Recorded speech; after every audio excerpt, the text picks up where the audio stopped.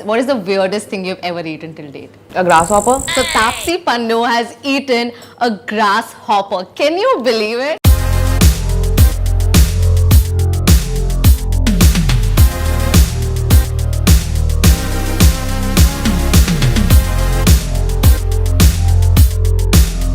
Hi, good to have you here.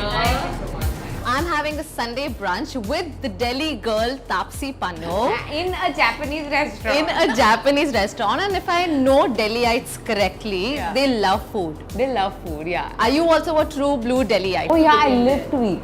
I actually live to eat. Food decides my mood, my momentum of the day.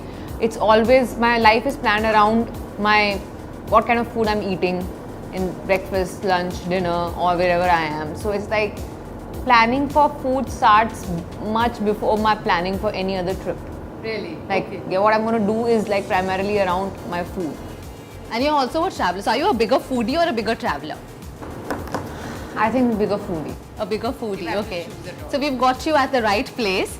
And tell me, being from Delhi, all of Delhi loves street food. So do you have any favorite street food that keeps calling you back to Delhi? Of course, I don't eat chole bhature outside Delhi. My calories should be worth it.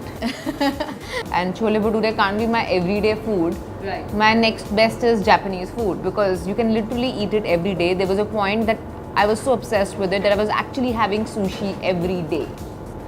So yeah, I'm there, and that too in lunch and dinner both. So, And what about sarson da saag, makke di roti? no, all that is seasonal.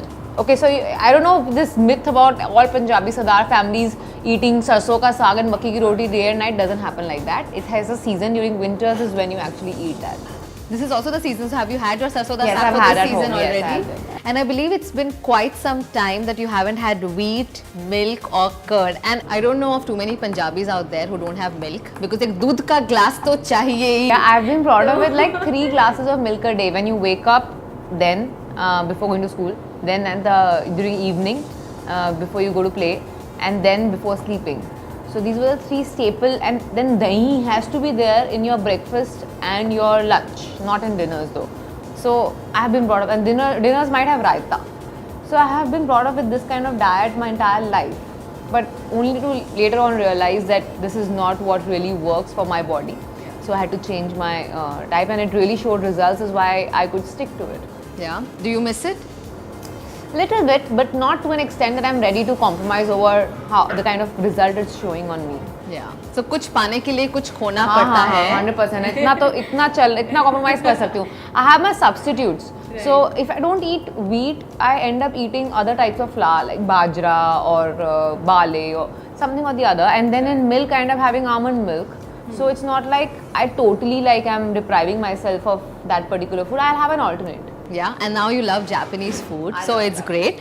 I'm going to test your love for Japanese food to begin with. Please don't ask me to use chopsticks because that's definitely not. Let's address the elephant in the room. I don't know how to use chopsticks, and I have refused to learn because my concentration is way too much on not dropping the food than eating it if I'm using chopsticks. So many times, so many people are like, no, don't worry, we'll teach you, it's easy and all that. I'm like, I don't want to learn. And interestingly, for sushis, you don't need to really use chopsticks. Exactly. So let's eat Japanese food the Japanese way, and that is using your hands.